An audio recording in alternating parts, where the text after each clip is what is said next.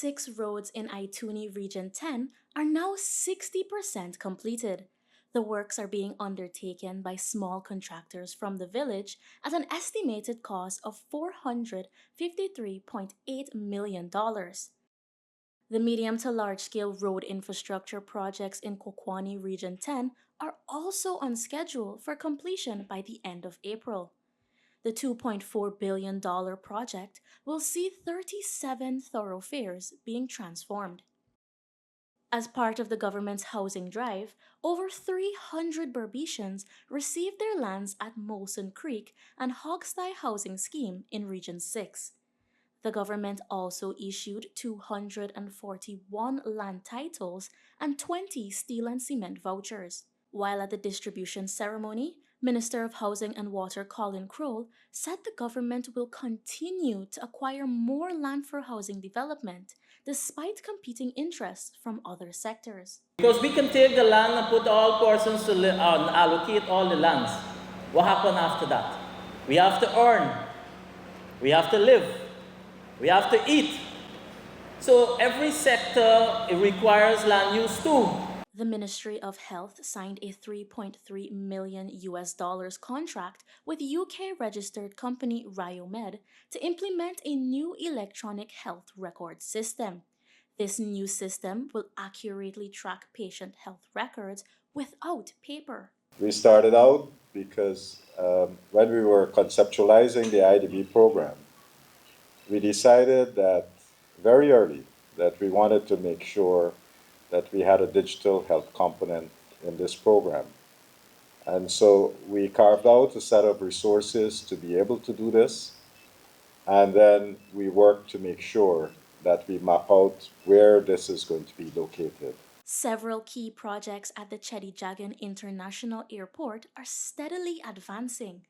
Minister of Public Works Bishop Juan Egil announced that negotiations for the Terminal 2 contract are in their final stage. President Ali's vision,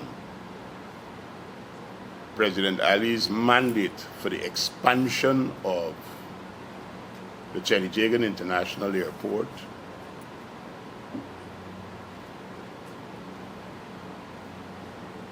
is not going to be undermined in any way. As a matter of fact, we want to see accelerated implementation. In observance of World Social Workers Day 2025, Minister of Human Services and Social Security Dr. Vindhya Prasad emphasized the need for social justice, equality, and human dignity. The $49.4 million water supply project at Imbambadai in Region 7 is 90% completed. Once finished, residents from Imbambadai and Ominiki will no longer have to fetch water from nearby creeks or harvest rainwater. Meanwhile, Minister of Agriculture Zulfikar Mustafa conducted a community outreach in Friesland on the West Bank Demerara to address the concerns of residents. Here, he announced that the ministry will collaborate with farmers to develop 200 acres of pasture land. But we, as a government, we have a vision to ensure that the agriculture sector remain viable. The most important thing for us is the production of food. We can have all the natural resources in the world, all the infrastructure in the world, but if you don't get food, you can't survive. During a recent media statement, Minister of Natural Resources Vikram Bharat addressed misconceptions about the Aranaputa mining project in Region 9. He assured that the government suspended the project's permit to prioritize environmental protection and citizen well-being.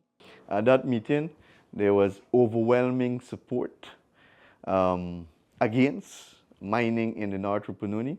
Almost everyone that spoke, they were against the mining in the North Rupununi, citing their fresh water, the source of the fresh water, citing the fishing that is engaged by the Amerindian communities, citing the vast wetland and the interest in preserving that, which we respect as a government too. And as a result of that, we would have suspended the special mining permit for the Arnaputa NDC. Over 700 residents in Kurukuru along the Susdike-Linden Highway are benefiting from government investments. Thus far, the community has received new and improved roads and access to electricity.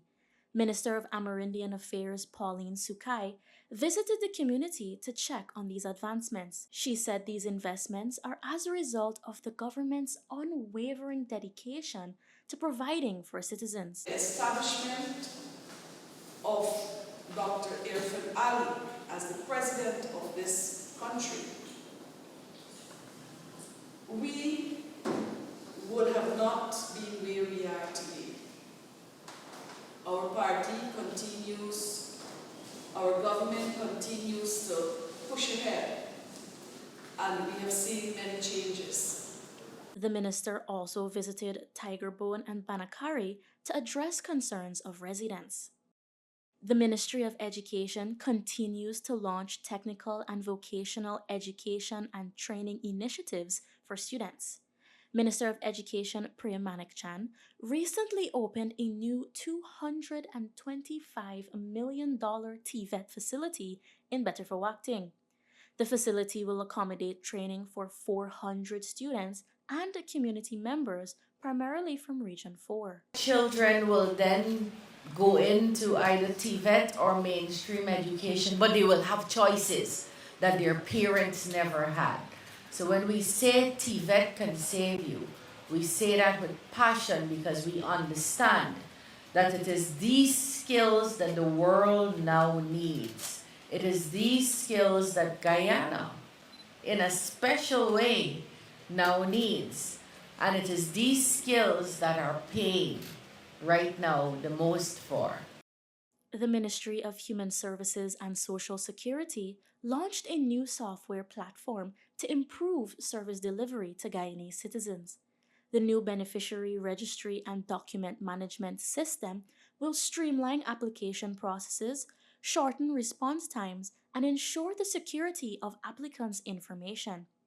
Minister of Human Services and Social Security Dr. Vindya Prasad lauded the system. This is a significant thing and should not be looked at lightly because what it is doing is integrating the services of our ministry, ensuring that we know who our beneficiaries are, where they are, and more importantly, who should be our beneficiaries and how we can get them on board to benefit from the social security nets that we have. The Ministry of Health distributed newborn cash grants to parents at the Suddy Hospital on Friday.